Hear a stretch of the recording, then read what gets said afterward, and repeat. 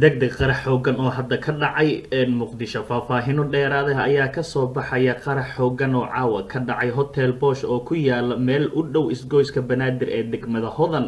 qaraxa ayaa marka hore ku bilowday gaari walxaha qarxa laga soo buuxiyay oo uu waday qof naftiis hura ah.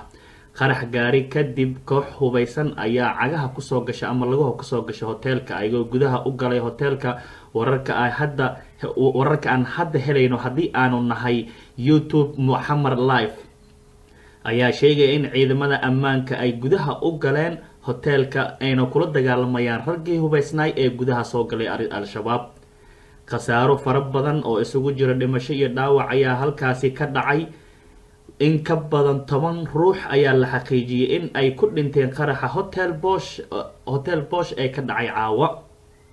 shaqaalaha hotelka Bosch ayaa intooda badan ah ajaanib badankooda kasoo jeeda dalka Ethiopia. ciidamada ammaanka sida gaarka u tababaran ama NISA ee dowladda Soomaaliya gaar ahaan nabad sugidda iyo booliska ayaa xiray dhammaan wadooyinka soo gala hotel Bosch.